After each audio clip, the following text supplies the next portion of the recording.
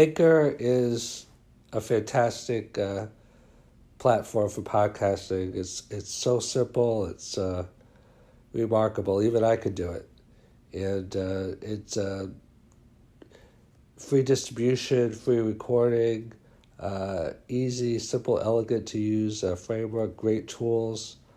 If you're going to pick one podcasting forum, platform, it should definitely be Anchor. I highly recommend it. How to get a much better mentor. The short answer is research, but it's a special kind of research and there's more than one type. So this is what's involved in order to get a much better mentor. So the top people obviously are in great demand. I mean, if you want to be mentored by Bill Gates or Tony Robbins or, Barack Obama or whoever I'm not picking one party over another. It could be a Republican or a Democrat or any field of endeavor. If you want to be mentored by either a world-class person or just a very esteemed person, they don't even have to be world-class. How do you attract somebody like that? So when I say research, what do I mean? So think about if you're that famous person. Say that you're, Warren Buffett, or say that you're Bill Gates, or say that you're, and 10,000 people have contacted you to say that they want to be mentored by you, because they probably get, it's not just mentorship. They probably get hundreds, if not thousands, of emails every day and letters. Read my book and do this or do that. Let's do a partnership. Hire me. So there's a lot of things, people that want things from them. Buy my company. But I'm sure they get a lot of requests for mentorship also. So if they're going to pick one or two or, people that they will mentor or meet with for lunch or do whatever they do,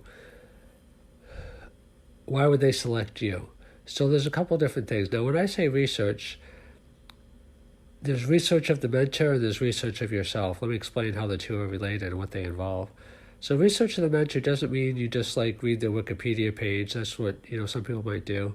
It means that you study that person, because everybody knows a lot about Bill Gates that approaches him. If they don't, they're, not that smart to begin with.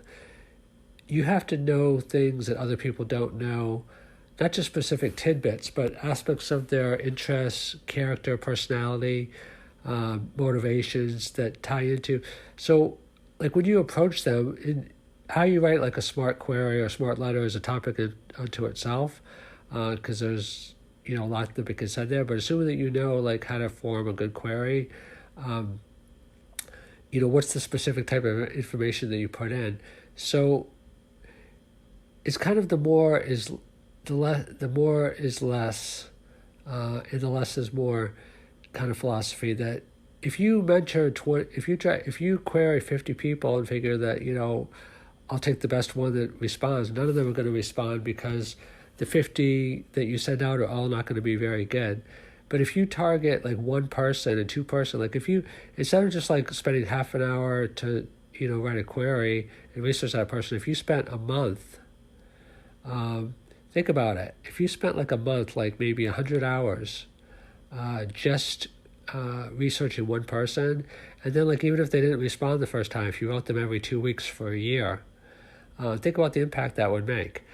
For two reasons. One is persistence. People want to see that you're, without being, obviously crossing the line or over persistent. If you're writing them every day, that's bad. But if you're, and it's not only writing, asking for things, you also have to provide value. Because if I'm Bill Gates, if I'm Warren Buffett, I want to know, if I help this person, what can they do for me? One is it going to be a good use of my time in terms of is the person ready to be mentored to me? Do they have the intelligence, capability, in terms of what they've learned in their life already, which is not even just intelligence, but experience. And, is it going to be someone that's going to make their mark in the world if I spend time with them, or is it just kind of a waste of time? So if you approach a person and you can demonstrate that you want to be with them in a tailored way, just them to be mentored by, not a million other people or 50 other people, because you understand what they're all about and you can express it in a way that other people don't have that knowledge and that understanding, that makes an impact. So one, you have to be very specific, in terms of like why you chose that person and what that person has to offer you specifically, and why that's meaningful to you. Because if I'm Bill Gates or Warren Buffett or anybody at a high level, I want to know that you didn't pick me out just because I'm famous, but because not only do you understand what's important to me, but what's important to you ties into what's important to me, so we're both going to benefit from it.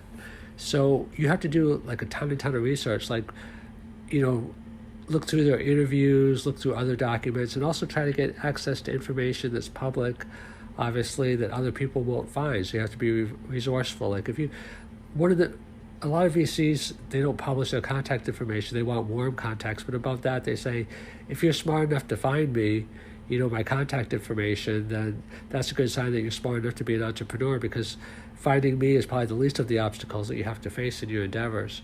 So if you want to get a higher level of mentor, be persistent if you need to be, but Warren Buffett says for investments, put all your eggs in one basket and then guard the basket with your life.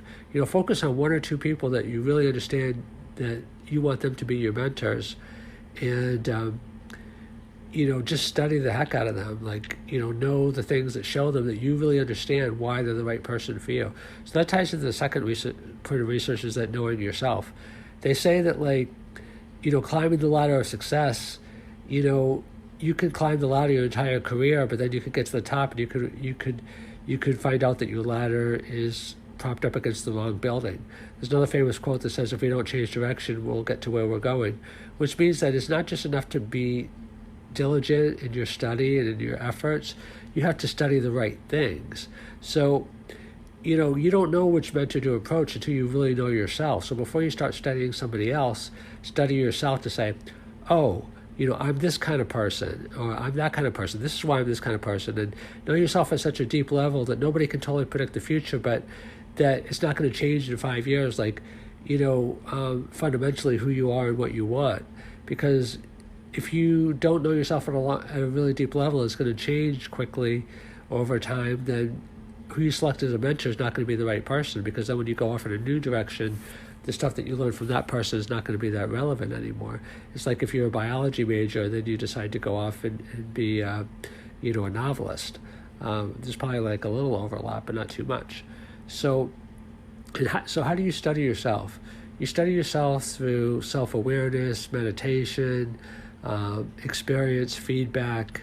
There's a lot of different tools, but, two-step process to getting an incredible mentor. Know yourself, like do a written analysis, like these are my strengths and weaknesses, talk to other people. Think about what type of mentor you really want and why, and then apply that to your research of other people. I want a mentor that does A, B, and C. Who's the type of person that that fits that criteria? Are they open to mentorship? What kind of mentee do they want? And then show them that you understand why they are uniquely capable and qualified to mentor you, what you could contribute to them, that's very important, and why it's such a good match.